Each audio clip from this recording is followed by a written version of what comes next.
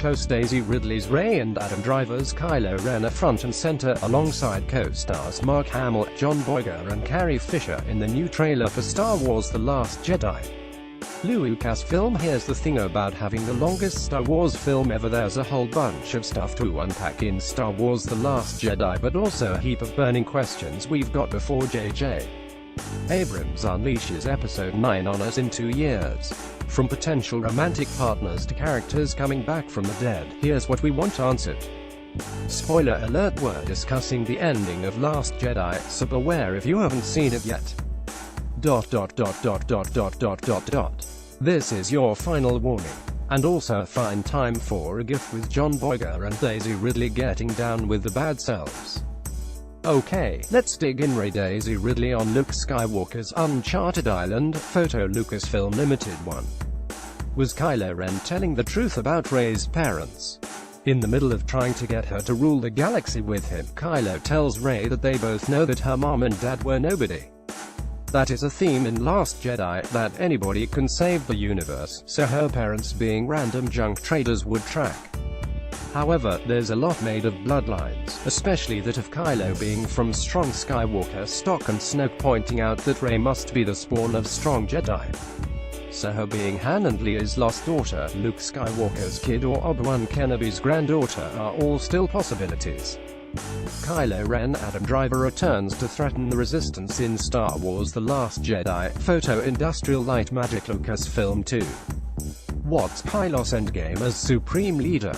The former Ben Solo killed Snoke, Force choke General Hux, and is in full control of the First Order, though his maturity level makes it seem like he's not exactly the best person for that job. He doesn't seem that ambitious either, so what's his play? He might try to turn Rey again, but you can bet there's an epic confrontation coming between those two. Poe Dameron. Oscar Isaac in the cockpit of his X-Wing in Star Wars The Last Jedi. Photo Jonathan Ollie 3. Rey and Poe Dameron about to hook up. Forget all that Kylo stuff. Rey pretty much closed the proverbial cargo bay door on a possible romance with Kylo. Instead, the end of Last Jedi telegraphs a different coupling with a meet-cute between Rey and hotshot pilot Poe Dameron.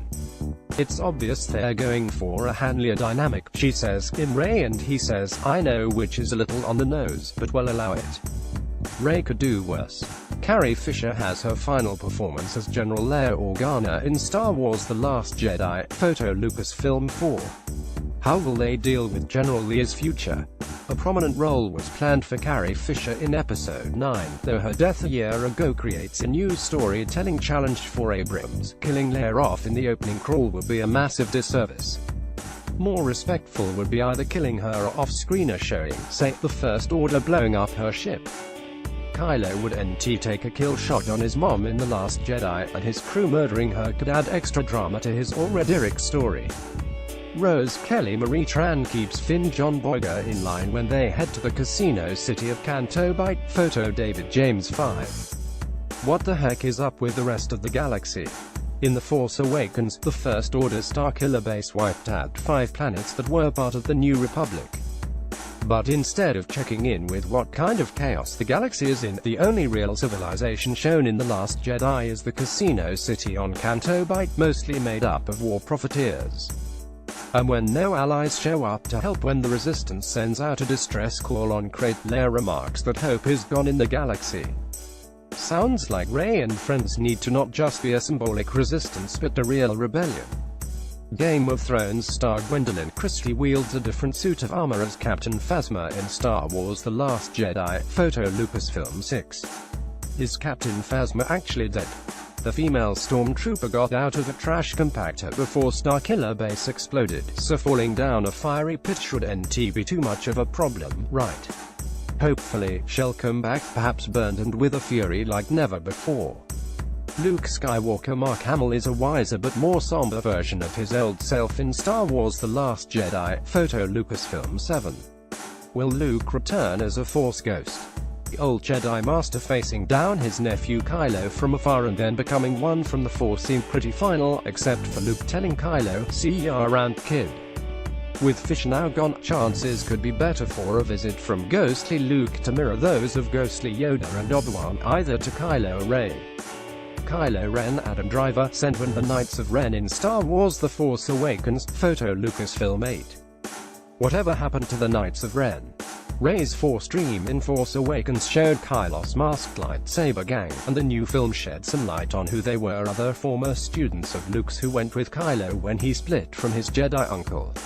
But we still haven't seen this mysterious crew in any real way. Maybe they reunite with the Supreme Leader as the First Order gains strength. Point 9.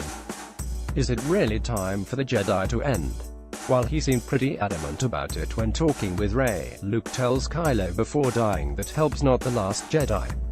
That would be Rey, who snagged the original Jedi texts before Luke and Yoda torched the tree on Archer where they were shelved. Maybe she doesn't jumpstart the Jedi Order but instead creates something new. Porgs are making a big noise in Star Wars The Last Jedi. Photo Lucasfilm 10. We done with Porgs yet? Right, like Disney's going to pass up a chance to sell more toys. With Luke dead, there's no reason to go back to Archer, the cute creature's home, but Chewbacca has one chosen Porg who co-piloted the Millennium Falcon during the Battle of Crate, and there was also a nest of them on the ship. May the Porg be with us, always. Reader, share this story. https://usat.ly2bulk4